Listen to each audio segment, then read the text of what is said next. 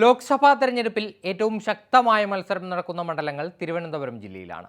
ആറ്റിങ്ങലും തിരുവനന്തപുരവും. തിരുവനന്തപുരത്ത് പ്രധാനമായും മത്സരം കോൺഗ്രസും ബി.ജെ.പിയും തമ്മിലാണെങ്കിൽ ആറ്റിങ്ങലിൽ കോൺഗ്രസും സി.പി.എമ്മും തമ്മിലാണ് മത്സരം. എന്നാൽ കഴിഞ്ഞ തെരഞ്ഞെടുപ്പിലടക്കം വലിയ രീതിയിൽ മുന്നേറ്റമുണ്ടാക്കിയ ബി.ജെ.പിയെ അത്ര വില കുറച്ച് കാണാനുമാകില്ല. കഴിഞ്ഞ പാർലമെന്റ് തെരഞ്ഞെടുപ്പിൽ കോന്നിയിൽ നിന്ന് ആറ്റിങ്ങലിലേക്ക് വന്ന അടൂർ പ്രകാശ് അവിടെ സിറ്റിംഗ് എം പി ആയ എ സമ്പത്തിനെ അട്ടിമറിച്ചുകൊണ്ടാണ് ലോക്സഭയിലേക്ക് പോയത്.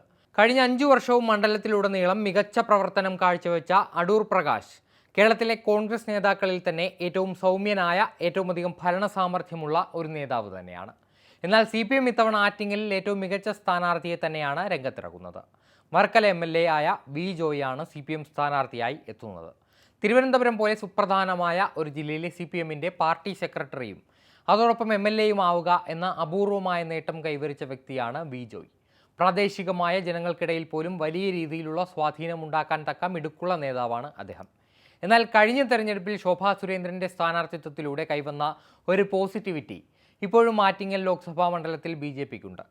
2014 90,528 വോട്ടുകളിൽ ഒതുങ്ങിയ ബി.ജെ.പി കഴിഞ്ഞ ലോക്സഭാ തെരഞ്ഞെടുപ്പിൽ, അതായത് 2019 ആറ്റിങ്ങലിൽ നേടിയത് 2.5 ലക്ഷത്തോളം വോട്ടുകളാണ്.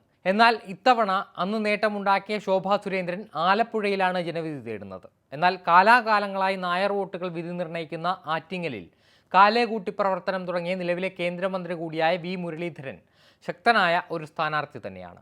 വർക്കല എം.എൽ.എ ആയ വി ജോയിയും അതോടൊപ്പം ആറ്റിങ്ങലിലെ നിലവിലെ എം പി ആയ അടൂർ പ്രകാശും ഒപ്പം കേന്ദ്രമന്ത്രി വി മുരളീധരനും കൂടി ചേരുമ്പോൾ കേരളത്തിലെ ഏറ്റവും അധികം പ്രാധാന്യമുള്ള ഒരു ലോക്സഭാ മണ്ഡലമായി ആറ്റിങ്ങൽ മാറുന്നു. ആറ്റിങ്ങലിൽ നിന്ന് തിരുവനന്തപുരത്തേക്ക് എത്തിയാൽ പ്രധാനമായും മത്സരം നടക്കുന്നത് ബി.ജെ.പിയും കോൺഗ്രസും തമ്മിലാണ്.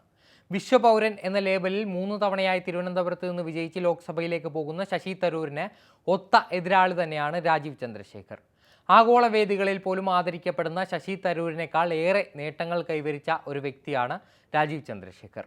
ഇന്ത്യയിലെ മൊബൈൽ വ്യവസായത്തിന് അടിത്തറയിട്ട ഒരു നാഴികക്കല്ലായ BPL കൊണ്ടുവന്ന ആളെന്ന നിലയിലും വർഷങ്ങളോളം ആഗോള ടെക്നോളജി കമ്പനികളിലെ താക്കോൽ സ്ഥാനത്തിരുന്ന ഒരു വ്യക്തി എന്ന നിലയിലും അതോടൊപ്പം നിലവിലെ നരേന്ദ്രമോദി മന്ത്രിസഭയിലെ അംഗമെന്ന നിലയിലും ഏറ്റവും ശക്തനായ സ്ഥാനാർത്ഥി തന്നെയാണ് രാജീവ് ചന്ദ്രശേഖർ. കഴിഞ്ഞ 2 ലോക്സഭാ തെരഞ്ഞെടുപ്പുകളിലും മൂന്നാമതെത്തുന്ന CPIയും ഇത്തവണ അവർക്ക് ലഭിക്കാവുന്ന ഏറ്റവും മികച്ച സ്ഥാനാർത്ഥിയെ തന്നെയാണ് രംഗത്തിറക്കുന്നത്. പന്ന്യൻ രവീന്ദ്രൻ എന്ന മുതിർന്ന നേതാവിനെ തന്നെ തിരുവനന്തപുരത്ത് സ്ഥാനാർത്ഥിയാക്കുന്നതിലൂടെ അദ്ദേഹത്തിന് അവിടെയുള്ള സ്വീകാര്യതയും അദ്ദേഹത്തിൻ്റെ ലാളിത്യവും ഒക്കെ വോട്ടുകളാക്കി മാറ്റാൻ സാധിക്കുമെന്നാണ് CPI കരുതുന്നത്. എന്നാൽ ശശി തരൂരിനെ പോലെയും രാജീവ് ചന്ദ്രശേഖരനെ പോലെയും ഇത്ര കരുത്തരായ മിടുക്കരായ എതിരാളികൾക്കൊപ്പം മത്സരിക്കുമ്പോൾ ലാളിത്യവും സാധാരണക്കാരനായുള്ള ജീവിതവും ഒക്കെ വോട്ടർമാർ പരിഗണിക്കുമോ എന്ന് കണ്ടറിയേണ്ടത് തന്നെയാണ്. അതോടൊപ്പം തിരുവനന്തപുരത്ത് മത്സരിക്കുന്ന 3 പേരും തിരുവനന്തപുരം സ്വദേശികളല്ല എന്ന സവിശേഷത കൂടിയുണ്ട്. പാലക്കാടുകാരനാണ് തിരുവനന്തപുരം മണ്ഡലത്തിലെ sitting MP Shashi Tharoor. BJP സ്ഥാനാർത്ഥി രാജീവ് ചന്ദ്രശേഖർ തൃശൂർ സ്വദേശിയാണ്. അതോടൊപ്പം കണ്ണൂർകാരനായ പന്ന്യൻ രവീന്ദ്രൻ കൂടി ചേരുമ്പോൾ ജില്ലയ്ക്ക് പുറത്തേക്കും മത്സരം കടക്കുന്നു. എന്തായാലും വിശ്വപൗരൻ എന്ന ലേബലിൽ മത്സരിച്ച് ജയിക്കുന്ന ശശി തരൂരിന് ഈ തെരഞ്ഞെടുപ്പിൽ രാജീവ് ചന്ദ്രശേഖർ ഉണ്ടാക്കാൻ പോകുന്ന വെല്ലുവിളികൾ ചെറുതൊന്നുമായിരിക്കില്ല.